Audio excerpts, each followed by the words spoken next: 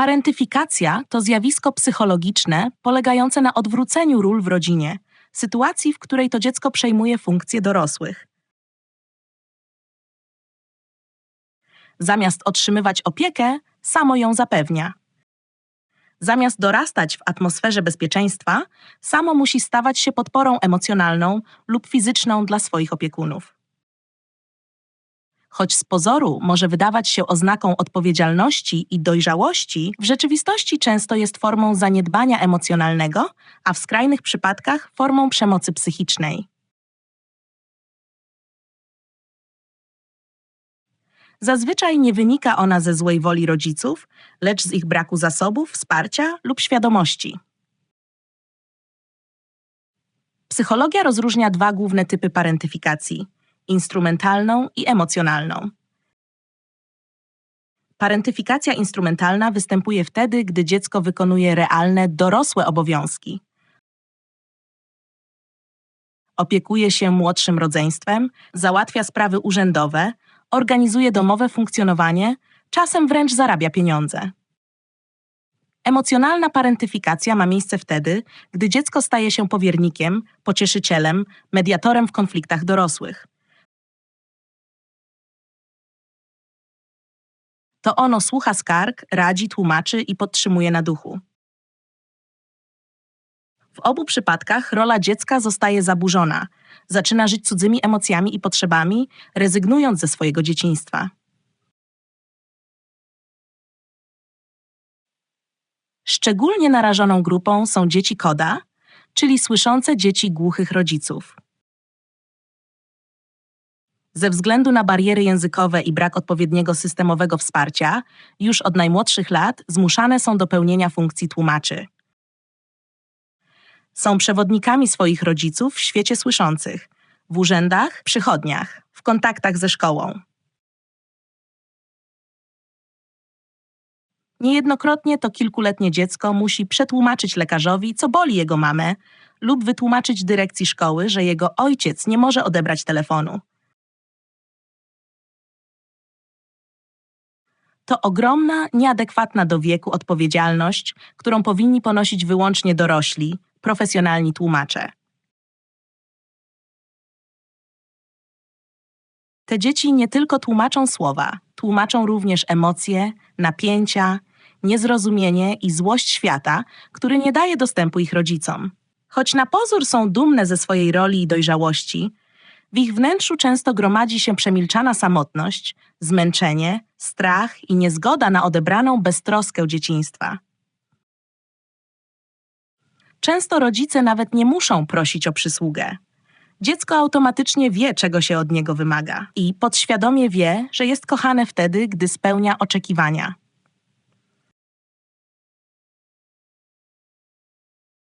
Oczywiście nie tylko dzieci KODA są narażone na parentyfikację. Podobne mechanizmy występują w rodzinach migrantów, gdzie dziecko szybciej uczy się języka i staje się tłumaczem kultury i prawa. Dotyczy to też rodzin, gdzie jeden z rodziców choruje przewlekle, jest uzależniony lub sam był niezaopiekowanym dzieckiem i nie potrafi pełnić funkcji dorosłego. Jednak w rodzinach głuchych, gdzie komunikacja z otoczeniem bywa utrudniona, ryzyko nadmiernego obciążenia dziecka rolą tłumacza jest wyjątkowo wysokie. Przykład Julii, dziś 32-letniej kobiety, pokazuje, jak ta rola może kształtować całe życie. Julia wspomina, że jej dzieciństwo było z pozoru szczęśliwe. Miała kochających rodziców, którzy robili wszystko, by ją wspierać. Ale jednocześnie od 8 roku życia to ona była głosem swojej mamy u lekarza, tłumaczyła pisma z urzędów, rozmawiała z nauczycielami, a nawet przepraszała sąsiadów, gdy mama nie zrozumiała zasad wspólnoty mieszkaniowej. Dziś mówi, że wtedy była dumna, czuła się potrzebna, ale też zagubiona, przestraszona i osamotniona, ale wiedziała, że nie może pożalić się rodzicom, bo to przecież oni potrzebują jej wsparcia, a ona musi być za wszelką cenę silna. Miała poczucie odpowiedzialności większe niż większość jej rówieśników, czuła się być w obowiązku zawsze gotowa. Nie rozumiała, kiedy inne dzieci złościły się na swoich rodziców lub w ogóle nie przejmują się tym, co robią rodzice. Dziś rozumie, że to ona cały czas czuwała, żeby być w gotowości. A jej rówieśnicy po prostu byli dziećmi. Do tego często kłóciła się z siostrą. Siostra buntowała się, chciała swojego życia. W okresie nastoletnim nie chciała migać. Julia mówi, że teraz rozumie siostrę i rozumie, że konflikty między nimi były wynikiem właśnie tego zachwianego systemu, w którym dorośli powinni opiekować się dziećmi, a nie ona jako starsza siostra nie tylko dbała o rodziców, ale też matkowała siostrze. Podobnych historii są setki. W badaniu przeprowadzonym w Irlandii z udziałem dorosłych Koda w wieku 36–54 lat większość uczestników, wspominając dzieciństwo, pamięta, że bycie tłumaczem było oczywistością. Dopiero z perspektywy czasu dostrzegali, że odebrano im prawo do emocjonalnego rozwoju i bezpieczeństwa. Dla wielu z nich rola tłumacza nierozerwalnie łączyła się z lękiem, presją i poczuciem odpowiedzialności, które nie powinno było spoczywać na barkach dziecka. Badania naukowe potwierdzają te doświadczenia. W jednym z największych badań przeprowadzonych w Polsce, obejmującym blisko 48 000 uczniów, aż 35,9% nastolatków przyznało, że często wspiera emocjonalnie jednego z rodziców. 7,2% wykonywało zadania typowe dla dorosłych, a 25% czuło się odpowiedzialne za stan emocjonalny rodzeństwa. U 15% badanych pojawiało się poczucie niesprawiedliwości związane z koniecznością pełnienia takich ról. Inne badania sugerują, że długotrwała parentyfikacja może wpływać na obniżenie odporności psychicznej i zaburzenie poczucia własnej wartości, zwłaszcza jeśli nie towarzyszy jej wsparcie emocjonalne ze strony dorosłych. Skutki parentyfikacji są długotrwałe i głęboko osadzone w tożsamości dorosłego człowieka. Często pojawia się tzw. nadodpowiedzialność. Dorosłe dziecko czuje, że musi opiekować się wszystkimi wokół, nie potrafi odpoczywać, nie umie prosić o pomoc, a stawianie granic budzi w nim poczucie winy. Takie osoby często wybierają zawody związane z pomocą innym. Są terapeutami, nauczycielami, pielęgniarkami, ale niejednokrotnie same są wewnętrznie wyczerpane. W dorosłym życiu mogą mieć trudności w budowaniu relacji, cierpieć na wypalenie, depresję, zaburzenia lękowe.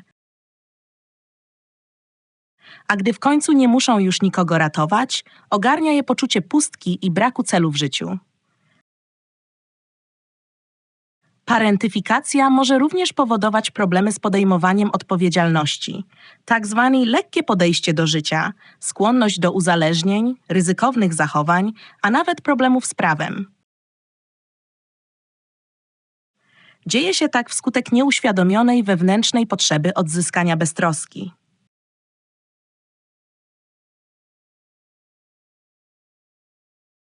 W przypadku osób Koda dochodzi do tego jeszcze kryzys tożsamości. Nie czują się w pełni przynależne ani do świata głuchych, ani do świata słyszących. Język migowy i kultura głuchych są im bliskie emocjonalnie, ale społecznie są traktowani jako słyszący. Jednocześnie w świecie słyszących bywają niezrozumiani, postrzegani jako inni. Tę podwójną lojalność często przeżywają w samotności.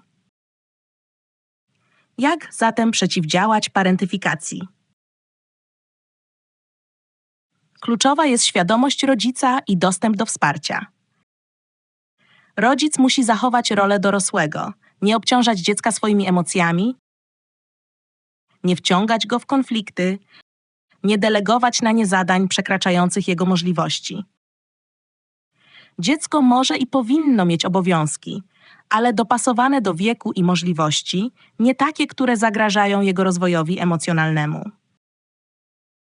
Ważne jest też, by system, szkoły, placówki medyczne, urzędy był dostępny dla osób głuchych. Polska wciąż ma wiele do zrobienia w tym zakresie. Ważna jest świadomość innych dorosłych, aby dały jasny sygnał: to nie jest twoja odpowiedzialność, dorośli załatwiają swoje sprawy sami. A co z dorosłymi dziećmi, które już doświadczyły parentyfikacji? Dla nich często najtrudniejsze jest uświadomienie sobie, że miały prawo czuć się zmęczone, że mogły być złe, że nie wszystko było normalne. Pomocne jest wsparcie terapeutyczne, zarówno indywidualne, jak i grupowe, które pozwala przepracować utracone dzieciństwo, nauczyć się stawiać granice i zadbać o siebie. Często osoby dorosłe, aby nie mierzyć się z przykrymi emocjami, stosują szereg mechanizmów obronnych. Jednym z nich jest twierdzenie, że dzięki dziecięcym tłumaczeniom świetnie poznali język i dzisiaj są profesjonalnymi tłumaczami. Jednak profesjonalnym tłumaczem można zostać, ucząc się języka w bezpiecznych i komfortowych warunkach w formie zabawy, wspólnych rozmów, a później bardziej formalnych szkoleń. Co ważne, parentyfikacja nie zawsze zostawia blizny na całe życie. Na nasze zdrowie psychiczne składa się wiele elementów. W wielu przypadkach osoby, które jej doświadczyły, są niezwykle empatyczne, odpowiedzialne, wrażliwe. A przepracowane doświadczenia, czy to samodzielnie, czy przy wsparciu specjalisty, stają się ich zasobem. Kluczowe jest jednak to, aby te cechy nie były efektem wewnętrznego przymusu, lecz świadomego wyboru.